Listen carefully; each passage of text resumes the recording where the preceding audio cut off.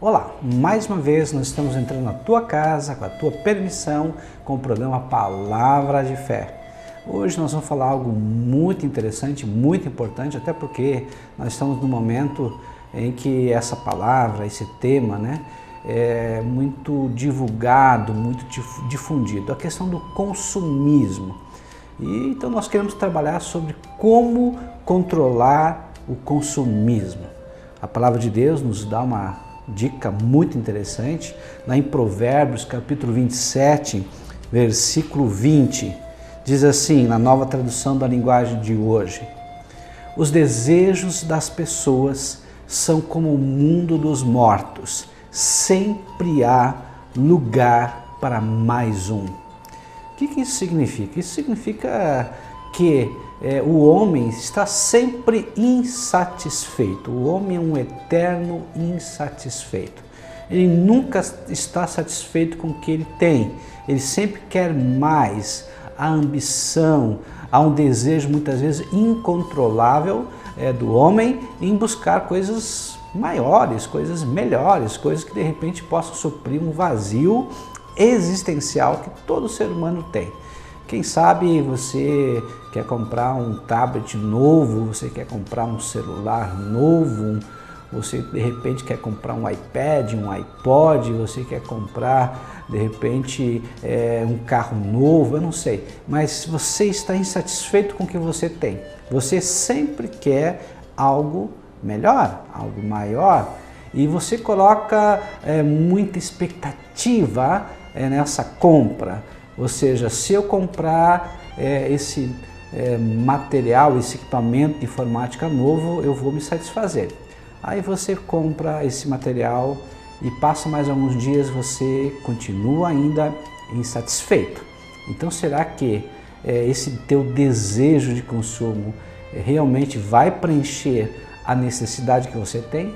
Talvez você, mulher que me ouve, você pensa, se eu comprar aquela bolsa, se eu comprar aquele sapato, se eu comprar aquela joia, tudo que eu quero, eu vou ficar feliz, eu vou ser feliz. Será que realmente você vai se satisfazer com isso? Vamos ver o que a palavra de Deus também nos ensina. Em 1 João, capítulo 2, versículo 15 a 17, diz assim: não amem o mundo, nem o que nele há. Se alguém amar o mundo, o amor do Pai não está nele. Pois tudo que há no mundo, a cobiça da carne, a cobiça dos olhos e a ostentação dos bens, não provém do Pai, mas do mundo. O mundo e a sua cobiça passam, mas aquele que faz a vontade de Deus permanecem para sempre. Que interessante, né?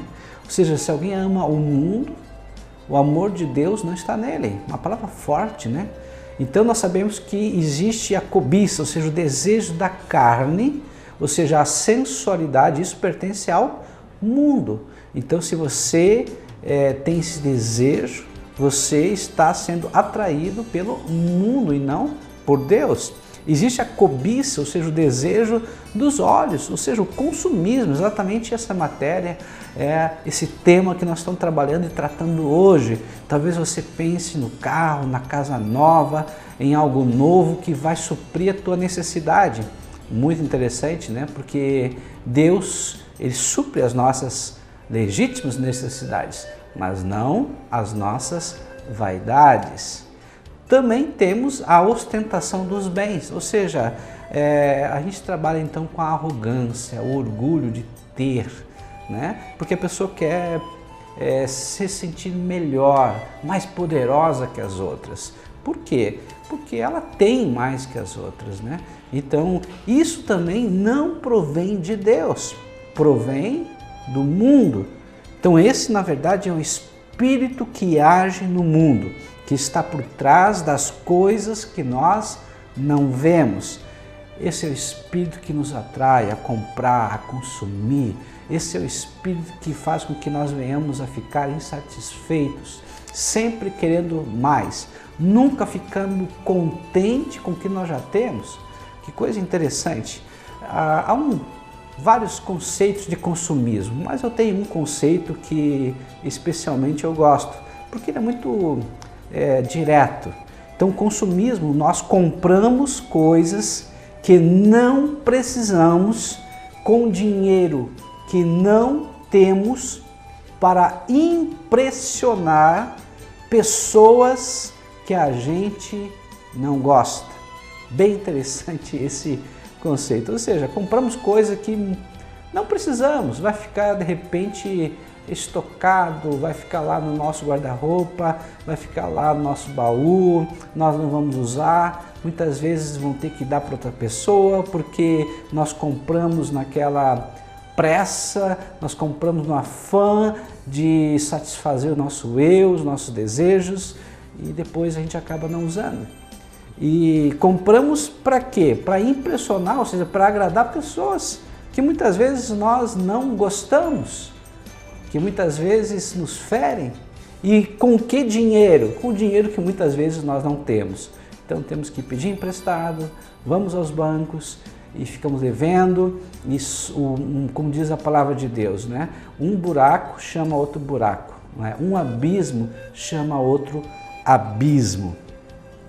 Só que tudo isso, na verdade, faz com que nós saiamos da realidade. Mas o que é a realidade, pastor? A realidade é que nós temos responsabilidades, nós temos deveres.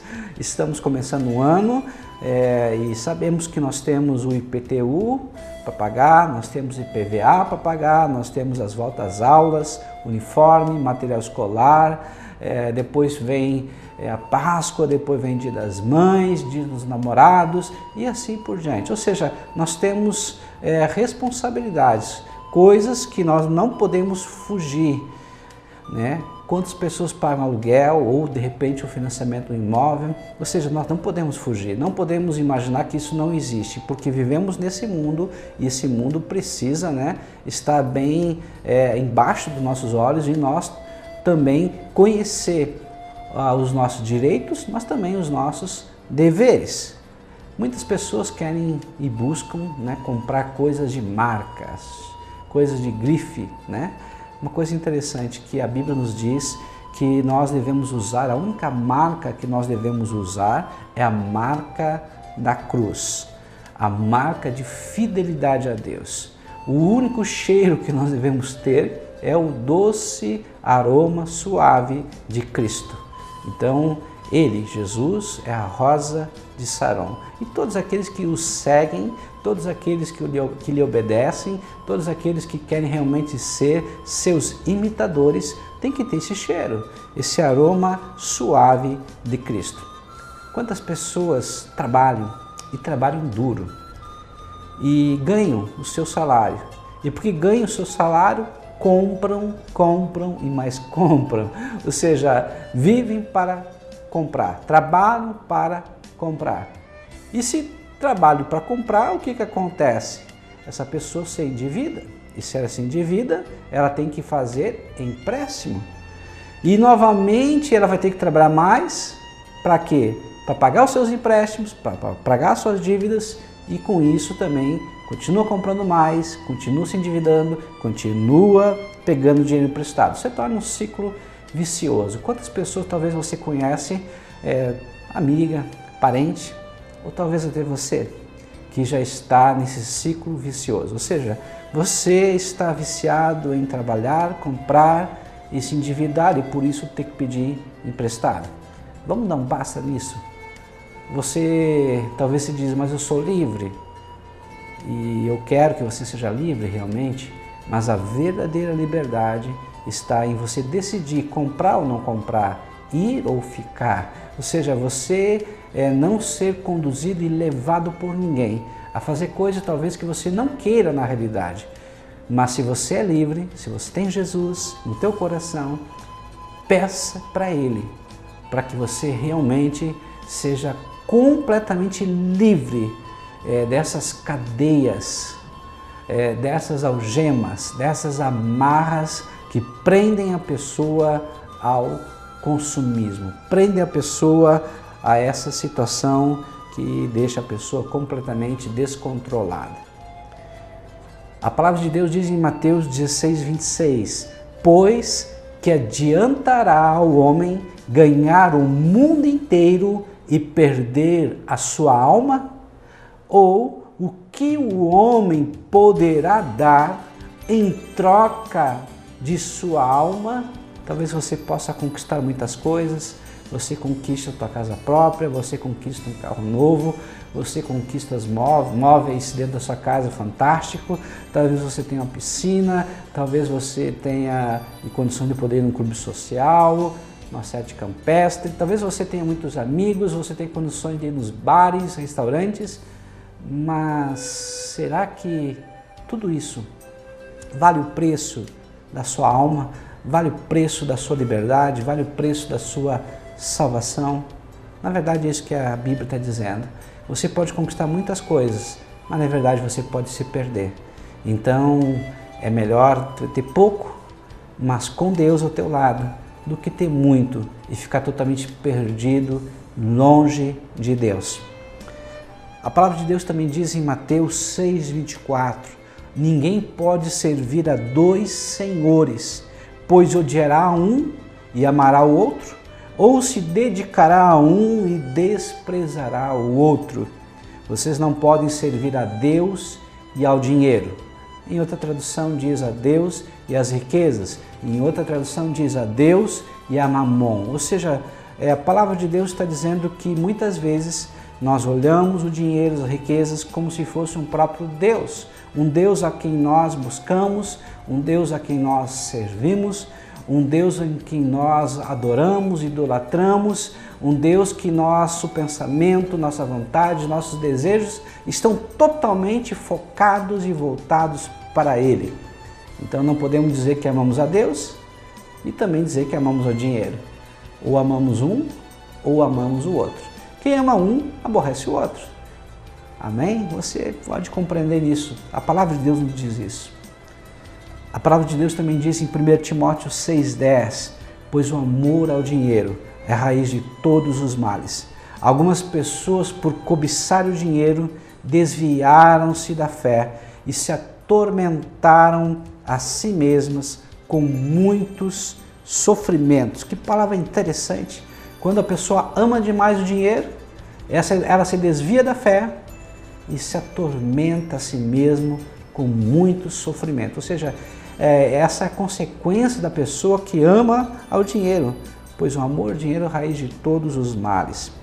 Em Romanos 1,25 diz, trocaram a fé de Deus pela mentira e adoraram e serviram a coisas e seres criados em lugar do Criador, que é bendito para sempre.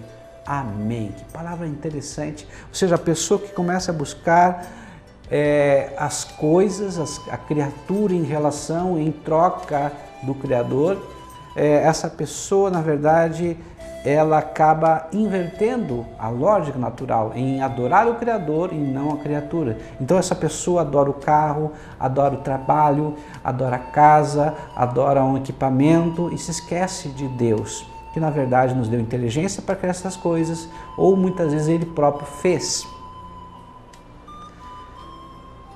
Há 3 falsas promessas do materialismo. E essas 3 falsas promessas nós vamos ver agora no bloco seguinte. Fique conosco e logo voltaremos.